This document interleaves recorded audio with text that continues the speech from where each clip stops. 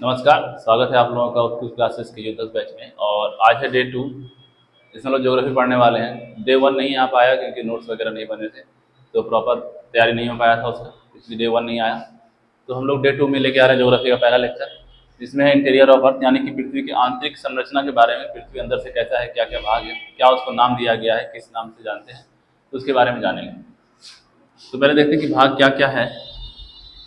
Suppose करो पृथ्वी का टुकड़ा है, हम लोग पृथ्वी का टुकड़ा निकालते हैं और ये हमारा ऊपर वाला भाग है जिसमें पहाड़ वगैरह नदी वगैरह है। ये तो पृथ्वी के भाग को मेनली 3 भागों में बांटा गया। सबसे ऊपर वाला भाग जो था उसको कहते हैं क्रस्ट, बीच वाला भाग उसको कहते हैं मेंटल, और जो सबसे नीचे वाला भाग है उसको कहते हैं कोर। ठीक है, 3 भागों में बांटा गया है। इम्पोर्टेंट इसमें क्या है कि 0 से लेकर के 10 किलोमीटर तक जो हम लोग ऊपरी सतह पे रहते हैं वो किस पे रह रहे हैं, हम लोग क्रस्ट पे रह रहे हैं। मेंटल जो होता है वो 2900 किलोमीटर तक होता है, ये हमारा मैटर है। और अंदर होता है कोर।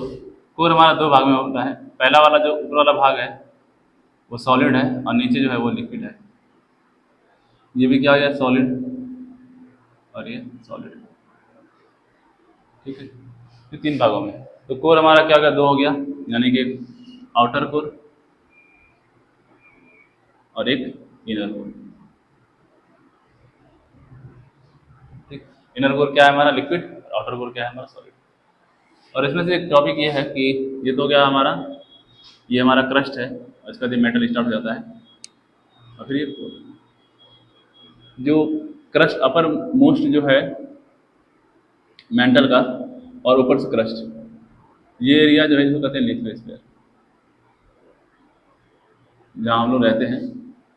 क्रस्ट और upper most portion of mental, यानी कि अगर लिथोस्फीयर हमसे पूछेगी कि क्या है लिथोस्फीयर, तो लिथोस्फीयर है crust plus upper most portion of metal. इसका जो हाइट है वो 10 से 200 किलोमीटर तक, ये हमारा लिथोस्फीयर है। इसके बाद आता है एस्थेनोस्फीयर। ये सब टर्म जाना जरूरी क्योंकि डायरेक्ट सवाल एग्जाम में आता है कि एस्थेनोस्फीयर क्या है, उसका रेंज कहाँ से कहाँ तक। ठीक है, एस्थेनोस्फीयर क्या है, upper mantle portion. Upper mantle portion कहाँ तक, 400 किलोमीटर तक, यानी कि यहाँ से 400 किलोमीटर तक, यहाँ मान लो 400 किलोमीटर है, ये वाला पोर्शन जो होगा ये क्या होगा, एस्थेनोस्फीयर। ठीक है, ये हमारा पोर्शन। पृथ्वी का रेडियस टोटल कितना है, 6378 किलोमीटर। ये तो हमारा पृथ्वी के बारे में जानकारी हो गया। अब पता चलता है कि हम लोग इसको पता कैसे करें कि यहाँ पे पृथ्वी के अंदर अंदर तक कौन गया। पता कैसे चला कि यहाँ पे लिक्विड है, यहाँ सॉलिड है, यहाँ सॉलिड होगा, या 2900 किलोमीटर के बाद ही है, या फिर यहाँ पे 400 किलोमीटर तक है। इसको पता करने का जो हम लोग है वो हम लोग देखते हैं सोर्स, कि सोर्स क्या क्या है।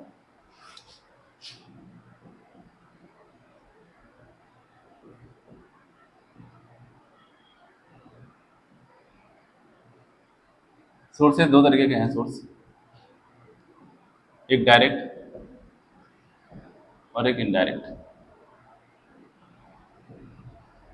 डायरेक्ट सोर्स में क्या क्या आता है, जैसे माइनिंग जहाँ होता है वहाँ से जब रॉक्स मिलता है तो रॉक से पता चलता है कि इतने डेप्थ में ऐसा रॉक मिला, इतना सॉलिड है, इस तरीके से।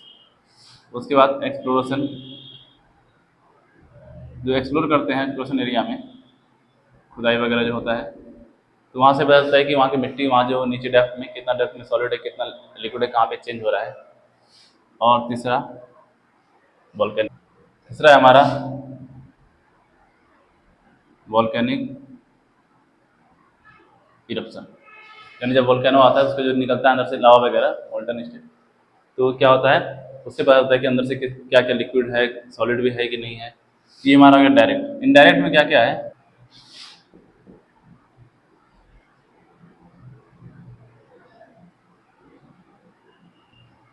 Properties of matter. Direct matter का एनालिसिस करके, मैटर को जांच करके हम डायरेक्ट पता कर सकते हैं। दूसरा है फिजिकल इन्वायरमेंट।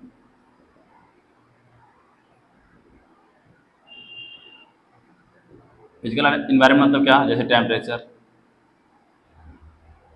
प्रेशर, डेंसिटी, इस सब की वजह से पता चलता है। जैसे मान लो हम डेप्थ में जाते रहे, टेम्परेचर बढ़ता ही घटता है, प्रेशर प्रेशर ऑब्वियस है कि बढ़ेगा, डेंसिटी डेंसिटी बढ़ता है। इसके इस फिजिकल जो फीचर्स हैं इसकी वजह से हम लोग पता कर सकते हैं कि पृथ्वी के अंदर क्या क्या मेटल्स है, कैसा मैटर है, वहाँ पे सॉलिड है, लिक्विड है, क्या है, ये सब पता कर सकते हैं। उसके बाद आता है हमारा मेटियोर्स।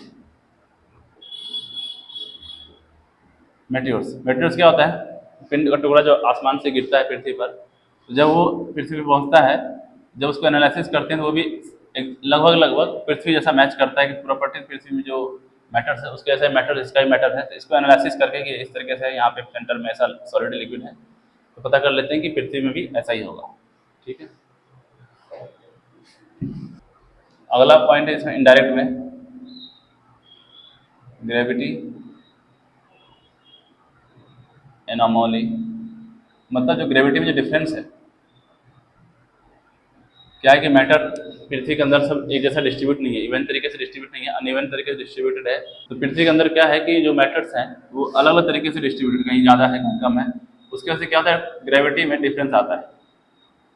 इससे ही पता कर सकते हैं कि मैटर्स कहाँ का कैसा है, क्योंकि ग्रेविटी फोर्स को कैलकुलेट करके। दूसरा है हमारा मैग्नेटिक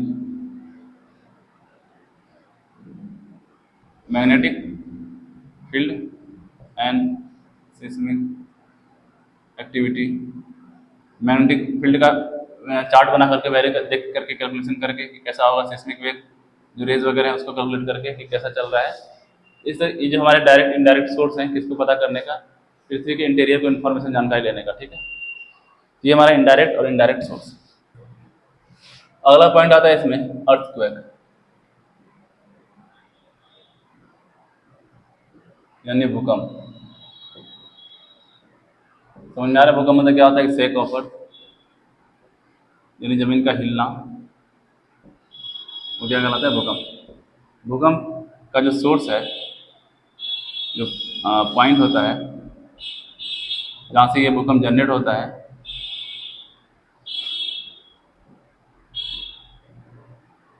उस पॉइंट को कहते हैं फोकस या हाइपोसेंटर। ठीक, अब देखते हैं इसके टाइप्स। किसके टाइप, अर्थक्वेक के।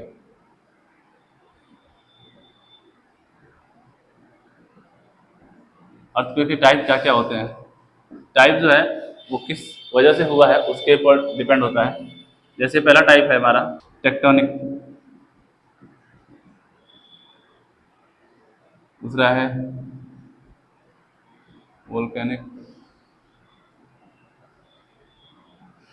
कोलैप्स,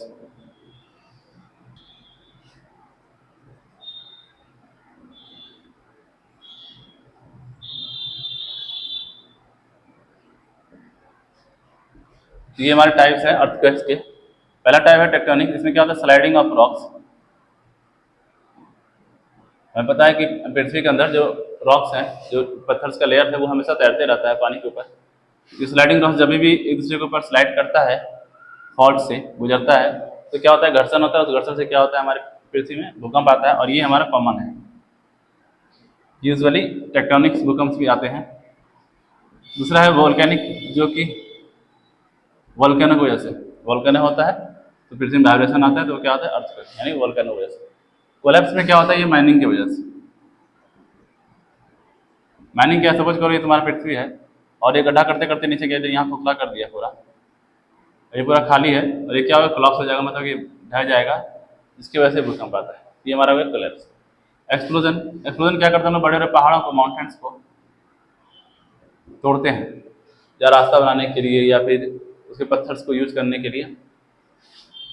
तो उसमें भी क्या करते हैं, एक्सप्लोजन करते हैं, उसको बम फोड़ते लगाते हैं, और उससे भी जो वाइब्रेशन होता है वो भी भूकंप जनरेट करता है। रिजर्वायर, बड़े बड़े रिजर्वायर वगैरह भी, उसकी वजह से भी क्या होता है, भूकंप जनरेट होता है। ये 5 तरीके का सोर्स है अर्थक्वेक का, और इसको सोर्स के बेसिस पे डिवाइड किया गया है अर्थक्वेक। ये तुम लोग देख रहे हैं अर्थक्वेक के बारे में, अर्थक्वेक का टाइप्स के बारे में। अब देखते हैं इसको अर्थक्वेक को मेजर कैसे करते हैं, नापने का तरीका, मेजरमेंट।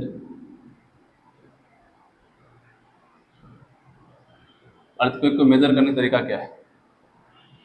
एक आता है सिस्मोग्राफ, ये इंस्ट्रूमेंट है जिससे भूकंप को नापा जाता है। ये क्या रिकॉर्ड करता है? वेव्स रीचिंग द सरफेस, मतलब कि पृथ्वी की सतह पर कितना वेव्स पहुंच रहा है, इसको मेजर करता है कौन? सिस्मोग्राफ। और उसे पता करता है भूकंप का इंटेंसिटी, मैग्नीट्यूड, इसके बारे में जानकारी लेता है, भूकंप कैसा है, कौन से कैटेगरी में रखना है। इसका एक स्केल आता है मेजर करने के लिए, इंटेंसिटी और मैग्नीट्यूड को मेजर करने के लिए स्केल आता है, उसको कहते हैं रिचर एंड मिनेकली स्केल। इसको स्केल को यूज करते हैं मैग्नीट्यूड को मेजर करने के लिए, और इस स्केल को यूज करते हैं इंटेंसिटी को मेजर करने के लिए। इंटेंसिटी कैसे मेजर होता है कि डिस्ट्रक्शन कितना हुआ, जो भूकंप आया था उससे कितना डैमेज हुआ है, कितना नुकसान हुआ है, उसको मेजर करके उसका इंटेंसिटी पता करते हैं, किस इंटेंसिटी का भूकंप था। मैग्नीट्यूड पता करने के लिए हम देखते हैं कि अमाउंट ऑफ एनर्जी, कि भूकंप आने से कितना अमाउंट ऑफ एनर्जी रिलीज हुआ, इसको मेजर करके पता करते हैं इसका मैग्नीट्यूड के बारे में, भूकंप का क्या मैग्नीट्यूड। ये हमारा स्केल हो गया। कभी कभी एग्जाम में आता है, स्केल का नाम पूछता है, और कभी कभी इंस्ट्रूमेंट पूछेगा, तो तब किसी इंस्ट्रूमेंट को यूज करके हम लोग भूकंप को मेजर करते हैं। अब हम लोग देखेंगे अर्थक्वेक वेव्स। मोस्टली सवाल अर्थक्वेक में वेव से ही आता है कि वेव्स कितने तरह के होते हैं। तो वेव जो है दो तरीके का होता है, एक बॉडी वेव्स और एक सरफेस वेव।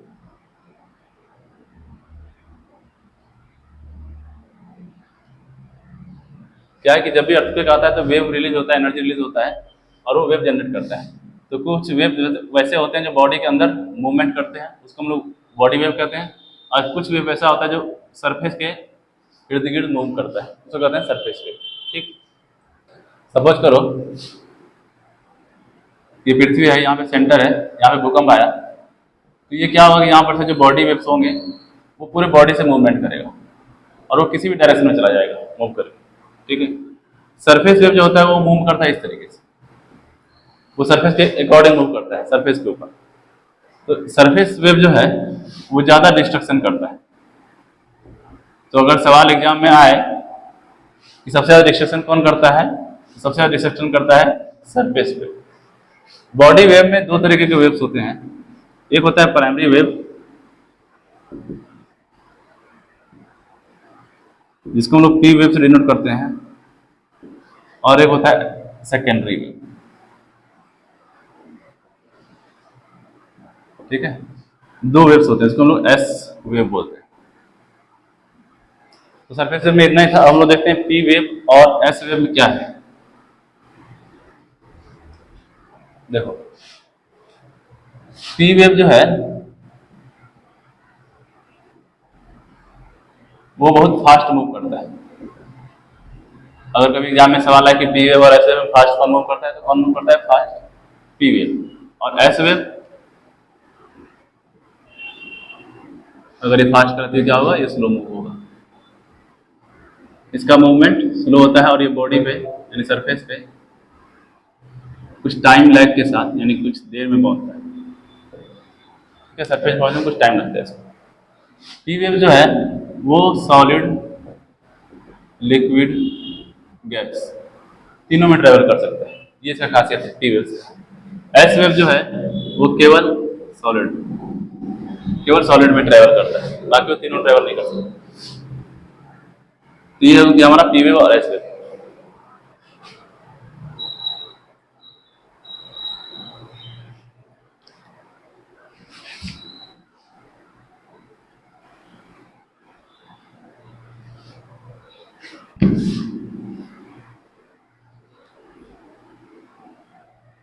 अब जैसे इसका प्रोपोगेशन यानी कि इसका मूवमेंट,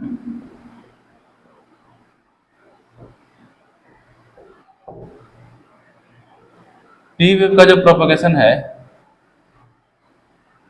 यानी इसका मूवमेंट जो है, पी वेव का जो प्रोपोगेशन होता है, मूवमेंट होता है, वो पैरेलल टू प्रोपोगेशन होता है और ये मटेरियल पे प्रेशर एग्जर्ट करता है, मतलब लगाता है टू चेंज डेंसिटी। जब भी टी वेव्स का मूवमेंट होता है वो पैरेलली होता है और वो क्या करता है, मटेरियल पे प्रेशर लगाता है जिसकी वजह से इसकी डेंसिटी चेंज हो जाती है। और जैसे ही डेंसिटी चेंज होता है तो यहाँ पे क्या आना स्टार्ट होता है, रिफ्लेक्शन और रिफ्लेक्शन। रिफ्लेक्शन स्टार्ट है जिसकी वजह से पी वेव का डायरेक्शन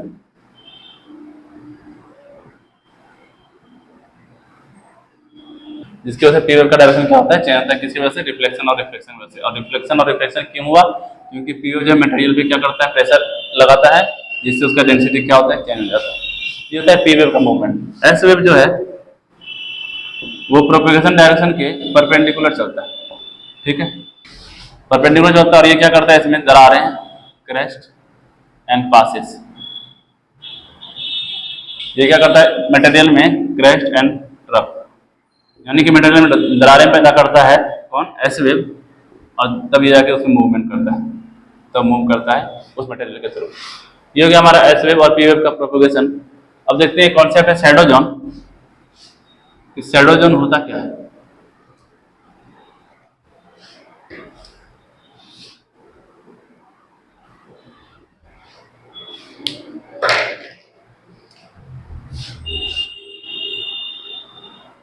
ये समझ लो दो सेंटर है, ये हमारा पी वेव का है और ये एस वेव का, ठीक है। ये हमारा फोकस है यानी हाइपो सेंटर और ये फोकस। जब यहाँ पर से अर्थक्वेक जनरेट होता है तो क्या करते हैं, वेव रिलीज करेगा। तो सपोज करिए पी वेव का ग्राफ है और ये हमारा बीच में क्या है, कोर, और कोर के बीच में क्या है, लिक्विड है, ये लिक्विड भरा हुआ है। तो पी वेव जो है वो लिक्विड के थ्रू भी पास हो जाएगा, क्योंकि पी वेव सबसे पास हो जाता है। तो पी वेव लिक्विड से पास हो जाएगा और सॉलिड से पास हो जाएगा। लेकिन हमारा एस वेव हमको पता है कि केवल सॉलिड से पास होता है। जैसे उसको लिक्विड में क्या करेगा, डायरेक्शन चेंज कर लेगा।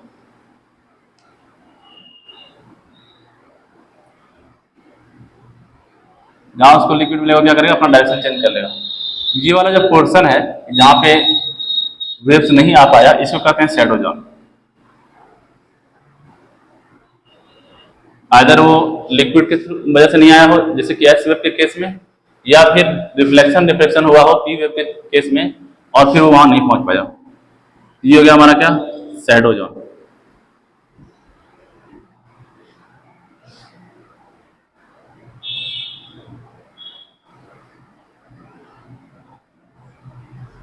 ये होता है शैडो जोन। शैडो जोन क्या, जहां पे वेव नहीं पहुंच पाए, भूकंप का जो वेव है पी वेव या एस वेव, जो एरिया में नहीं पहुंच पाते उस एरिया क्या कहते हैं, शैडो जोन कहते हैं।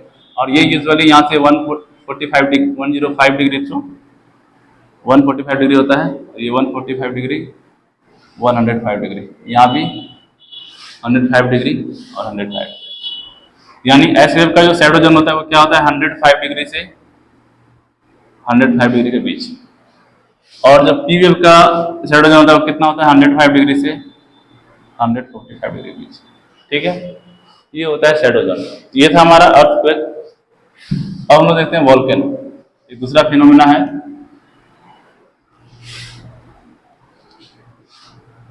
जो है वोल्केनो। वोल्केनो मतलब ज्वाला